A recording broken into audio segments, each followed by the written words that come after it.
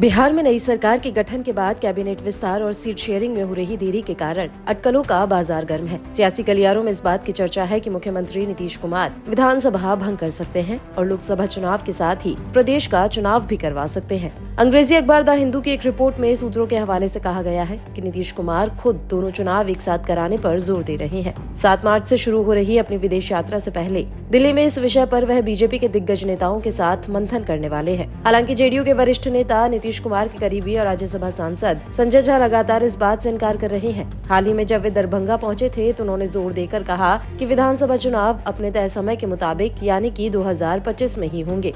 आपको बता दें कि जेडीयू के पास वर्तमान में बिहार की 40 लोकसभा सीटों में से 16 सीटें हैं। सूत्र ये भी बता रहे हैं कि नीतीश कुमार की पार्टी ने एनडीए में 2019 की तरह 17 सीटों की मांग की है। हालांकि इस चुनाव में सत्तारूढ़ एनडीए में सीटों के दावेदारों की संख्या अधिक है। उपेंद्र कुशवाहा की राष्ट्रीय लोक जनता दल, जीतन राम मांझी की हिंदुस्तानी आवाम मोर्चा और लोक जनशक्ति पार्टी के 2 गुट एनडीए में शामिल हैं। एक का नेतृत्व चिराग पासवान और दूसरे का नेतृत्व उनके चाचा पशुपति पारस कर रहे हैं। दावेदारों की संख्या अधिक होने के कारण सीट शेयरिंग का मुद्दा जटिल बन चुका है। सूत्रों ने कहा कि बिहार विधान परिषद के चुनाव के कारण भी सीट शेयरिंग पर बातचीत में और देरी हो गई है। यदि किसी भी पक्ष द्वारा मतदान के लिए दबाव डाला गया तो मतदान 21 मार्च को होगा। जेडीयू के एक वरिष्ठ नेता ने कहा कि हमारे लिए लोकसभा सीट का बंटवारा महत्वपूर्ण नहीं है। पार्टी का एक बड़ा वर्ग मानता है कि विधानसभा चुनाव एक साथ कराए जाने चाहिए ताकि हम विधानसभा में अपनी ताकत को ठीक कर सके। पिछली बार एलजेपी के खिलाफ हमारे चुनाव लड़ने के कारण संख्या बल में हम पिछड़ गए थे। विपक्षी खेमे की बात करें तो राजद और कांग्रेस दोनों ही यात्रा में व्यस्त हैं। वरिष्ठ सहयोगी होने के नाते 40 सीटों में से राजद अपने पास 30 सीटें रखना चाहता है।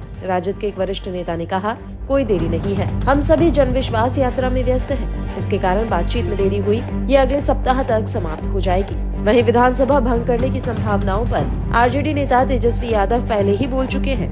उन्होंने कुछ दिन पहले ही कहा था, सुनने में तो ये भी आ रहा है कि भाई वो चाहते हैं कि भंग करा दे, जो बिहार विधानसभा जो है वो भंग कराना चाहते हैं। अब क्यों भंग कराना चाहते हैं, क्या बात है, क्या कारण है? यही इनका मकसद है कि भाई 7 चुनाव करा लो, 7 चुनाव करा करके बिहार विधानसभा का लोकसभा के साथ, ताकि नीतीश कुमार जी की सीटें जो है वो बढ़ जाएंगी। लेकिन मुझे पूरा विश्वास है कि बिहार की न्याय प्रिय जनता जो है सच को देख रही है, काम करने वालों को जानती है और उस पर जो है विश्वास करेगी।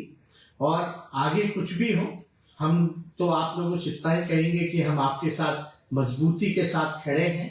मरने मिटने हम आए हैं, हमें कोई पद का लालच नहीं है। हम आप लोगों के लिए लड़ाई लड़ते थे, लड़ते हैं और लड़ते रहेंगे।